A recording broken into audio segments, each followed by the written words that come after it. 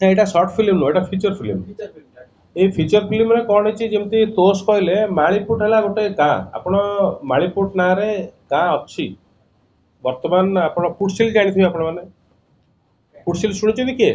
ପୁଟସିଲ କୋରାପୁଟରେ ଅଛି ପୁଟସିଲ ହେଲା। ପୁଟସିଲ ଦେଓମାଳି ଶୁଣିଛନ୍ତି,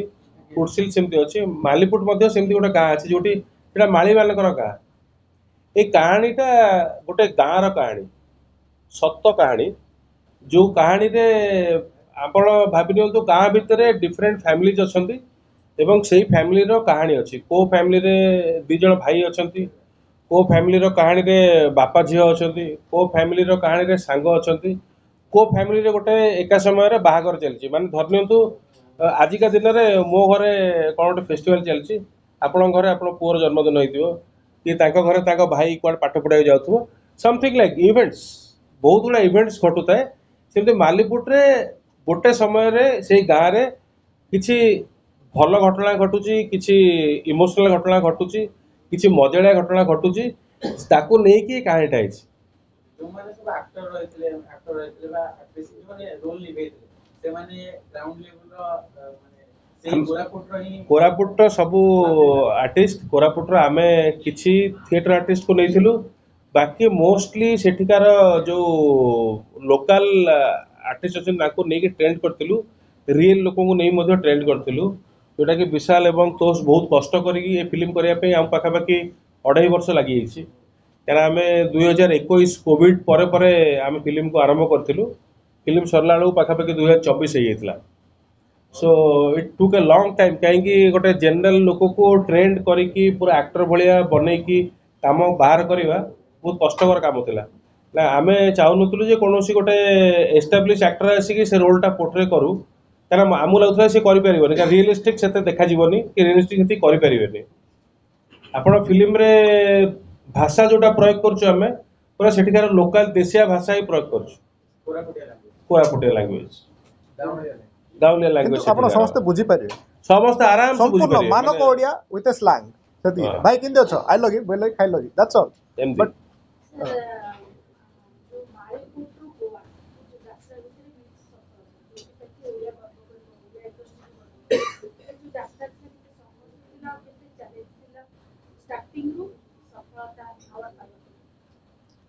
ବିଶାଲ ଗଡ଼ ଭଲ,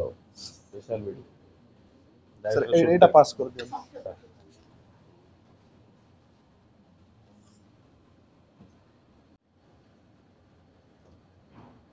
ସମସ୍ତଙ୍କୁ ଏଠିକି ଆସିଥିବା ପାଇଁ କି ବହୁତ ବହୁତ ଅଭିବାଦନ ଦଉଛି। ମୁଁ କୌଶିକ ଦାସ। ଆମର ଫିଲ୍ମ ମାଲିପୁଟ ମେଲୋଡ଼ିଜ ବର୍ତ୍ତମାନ ଇଣ୍ଡିଆନ ପାନୋରମାରେ ସିଲେକ୍ଟ ହେଇକି ସେଠି ପ୍ରିଭ୍ୟୁ ହେଇକି ଆମେ ଫେରିଛୁ। ବର୍ତ୍ତମାନ ଆମେ 21 ତାରିଖ ଯାଇଥିଲୁ। ଇଣ୍ଡିଆନ ପାନୋରମା ବିଷୟରେ ମୁଁ ଏହା କହିବି ଆପଣମାନଙ୍କୁ ଯେ ଇଣ୍ଡିଆନ ପାନୋରମା ହେଲା ଇଣ୍ଡିଆର ସବୁଠୁ ଗଭର୍ଣ୍ଣମେଣ୍ଟ ଅଫ୍ ମିନିଷ୍ଟ୍ରି ଅଫ୍ ବ୍ରଡକାଷ୍ଟିଂର ଆଉ NFDCର ମିଳିତ ଆୟୋଜନରେ ଏଇଟା କରାଯାଏ। ଏଇଟା ଇଣ୍ଡିଆର ସବୁଠୁ ସର୍ବୋତ୍ତମ ସବୁଠୁ ବେଷ୍ଟ ଫେଷ୍ଟିଭାଲ୍ସ। ଏଇଟା ଗୋଟିଏ ଫେଷ୍ଟିଭାଲ ଇଣ୍ଡିଆ ଗଭର୍ଣ୍ଣମେଣ୍ଟ କରେ। ଏଟାକୁ କୁହାଯାଏ international film festival of India. ଏଥିରେ ଇଣ୍ଡିଆରୁ ଫିଲ୍ମ ଆସେ, ଇଣ୍ଟରନ୍ୟାସନାଲି ମଧ୍ୟ ସବୁ କଣ୍ଟ୍ରିରୁ ଫିଲ୍ମ ଆସେ। କିନ୍ତୁ ଆମର ଏଇ ଫେଷ୍ଟିଭାଲରେ ଯୋଉଟା ଇଫି ଗୋଆରେ ଏ ବର୍ଷ ଅନୁଷ୍ଠିତ ହେଲା, ଏଇଟା 56th ଇୟର ଗଭର୍ଣ୍ଣମେଣ୍ଟ ଅଫ୍ ଇଣ୍ଡିଆର। ଏଇ ଫେଷ୍ଟିଭାଲରେ କ'ଣ ହୁଏ ନା, ଏମାନେ ପାନୋରମା ପାଇଁ ଯେଉଁ ଫିଲ୍ମ ସିଲେକ୍ଟ କରନ୍ତି, ଏଥିରେ ଫିଚର ଫିଲ୍ମ ସିଲେକ୍ଟ ହୁଏ ଏବଂ ନନ୍ ଫିଚର ଫିଲ୍ମ ମଧ୍ୟ ସିଲେକ୍ଟ ହୁଏ। ପାଖାପାଖି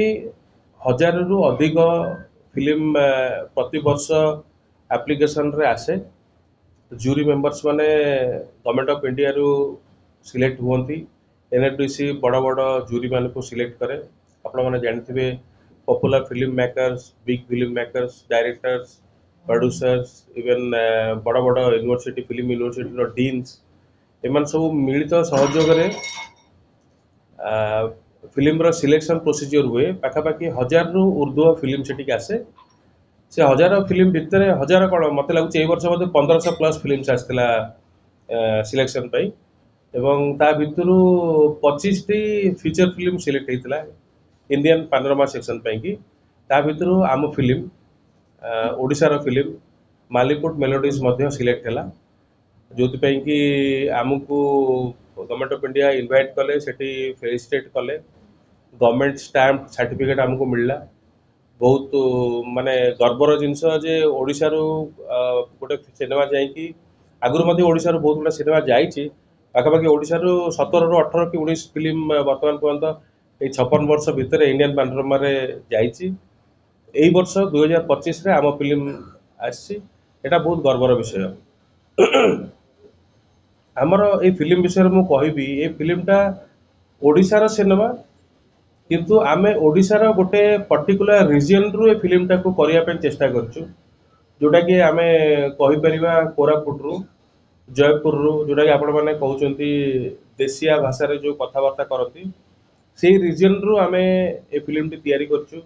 बहुत रिलेटेड सिनेमा से माटीर सिनेमा आउ मोर स्पेशली मु आ मोर को प्रोड्यूसर जे अछंती राम बाबू को फाउंडर मो कंपनी राम पटनायक आमर सब बड़े अभिप्राय रही जे आमे लोकल टैलेंट्स को लेकिन केमती आमे भल सिनेमा करूँ भल कंटेंट्स बनई आपण मान सामना को आणबू आम विगत दिन में वेस्टर्न ओडिशार संबलपुरी कंटेंट भी किसी करने चेष्टा कलु एवं मोर गोटे ओटीटी प्लाटफर्म अच्छी से पब्लिश भी करूँ वर्तमान यही जो कंटेंट को आम नहीं आसु इंडियन पैनोरमा पर एटा कोरापुट जयपुर से लोकालिटी से लोकों को लेकिन फिल्म तैयारी ए फिल्म रे सबुठ बड़ इंटरेस्टिंग जिनस है ये फिल्म रे आपण मैंने आम डे टू डे एक्टिविटी जो जिनस गुड़ा देखुचु जमती आमर कथबार्ता मुझे सागर कर तो गोटे भाषण दूसरी किंतु आम जमी नॉर्मली घर भितर जमी कथबार्ता करुचु से भाया सब्जेक्टिव जिनस को लेकिन सिनेमाटा तैयारी सिनेमाटा भेरी रियलिस्टिक कराई एवं भारी उच्च कोटर कराई आमर संस्कृति को तो देखाई या नुह जे एटा गोटे भारी आर्टी फिल्म बनाई आर्ट फिल्म बनाई it is a film made with songs music भल cinematography lots of comedy lots of humour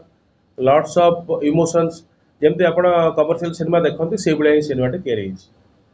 जेहेतु यही सब इनग्रेडिएंट को लेकिन सिनेमाटा तैयारी से बोधहुए जूरी ए वर्ष एटा को सिलेक्ट कर इंडियन पैनोरमा कि ओडिशा फिल्मटा से कि आम सिलेक्शन नहीं आसला आम जेहेतु गर्वित अनुभव है तेणुकर आपण मैंने भी आम सागर जोड़ेबा चाहिए से मो सागर फिल्म डायरेक्टर अच्छा विशाल पट्टनायक सी भी अच्छा म्यूजिक डायरेक्टर अच्छा तोष नंद सी भी अच्छा फिल्म को प्रोड्यूसर राम पट्टनायक से भी अच्छा तेणु से किसी अभिव्यक्त रखिए धन्यवाद मो तोष नंद फिल्म म्यूजिक कंपोजर सहित I co-edited the film post supervision quality control एमती बहुत गुड़ाए जोन रे काम कर विथ विशाल तो प्रथम म्यूजिक कंपोजर हिसाब से कहबी जे कहीं नाटा मालीपुट मेलोडीज होता विषय टिका आलोकपात करी कहीं आपको प्रश्न आसुव मालीपुट कौन मालीपुट हूँ आम कोरापुट अंचल को रिप्रेजेंट करला भाया जेहेतु यहाँ गोटे बड़ माड़ अंचल मालभूमि आउ मालभूमि बासिंदा मैंने होती माड़ी मैंने मेनली कौन करती शाग फूल फल गच लगाती निजर चाष करती तो दे आर मूल आदिवासी से माड़ अंचल सो से कल्चर को रिप्रेजेंट करने आम भी माने निज गोटे बाड़ी करदेचु of course born and brought up in Koraput ही समस्ते मु Vishal and the entire team mostly तो आम भी निज गोटे बाड़ी करके से अंचल फ्लोरा एंड फौना को आपण देखापी आनीचु so hence is the nomenclature Maliput melodies आउ जो आम म्यूजिक करूँ यार आम मन गोटे मेन चिंताधारा था लोके शुणी देशिया गीत शुणी कोरापुटिया गीत शुणी संबलपुरी शुणी ओडिशा कि ओडिशा बाहर बहुत फेमस होती किंतु से सेम जिनटा को ऑथेंटिकली भी रिप्रेजेंट करवा आउ गोटे ग्लोबल अपील सहित local content with global appeal ये जिनटा को आम केमती करवा से म्यूजिक को आम गोटे टूल हिसाब से चूज करूँ एंड द इंस्ट्रुमेंटेशन वाइज हो कि जहाँ भी लोकल ऑडियंस एंड यूरोपियन हूँ कि अमेरिकन हूँ कि बाहर ऑडियंस हूँ समस्त को इक्वल अमाउंट रे अपील करूँ आम देखिलु ए वर्षर इफी स्क्रीनिंग्स रे समस्त बहुत खुशी है देखिकी सो इतरे आम प्राय सब प्रकार जनर टच करने चेष्टा करूँ माने जेहेतु 3-4टा स्टोरी को नहीं 4टा स्टोरी को नहीं गोटे आंथोलॉजी फिल्म हेची इतरे बापा झियोंकर गोटे इमोशन रहला दुई भाईंकर गोटे इमोशन रहला पुणी थे बाहागर रे बापा झियो फैमिली रो पूरा इमोशन आसुची देन बाय द करियर रे गोटे बैंड अच्छी जोटा कि आमर मंगलवाद्य बोली कह जाए कोरापुट रे सब शुभ कार्य से बजाती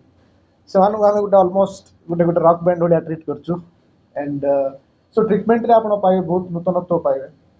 आउ गोटे कॉन्शियस एफर्ट आमर थिला जे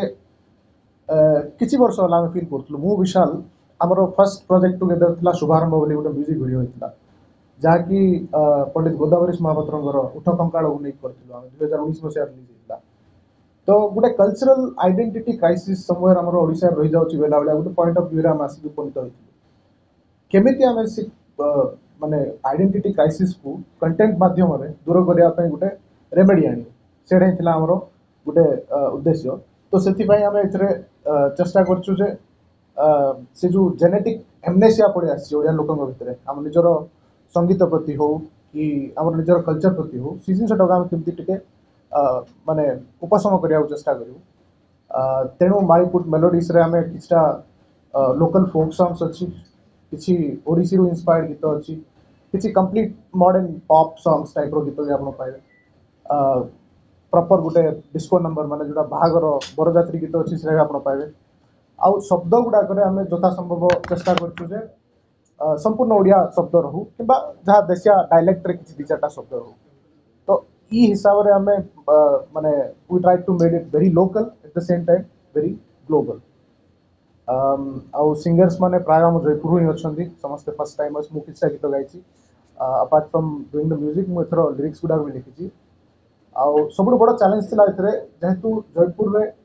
नो डाउट बहुत वर्ष वाला स्टूडियोज अच्छी द लेट सत्य अधिकारी भाया जोटा कि ची ची चिरे ननी आप शुणिले एत बड़ हिट होगा से भाया माने बहुत उच्चकोटर लोक मैंने भी सेठू बाहर किंतु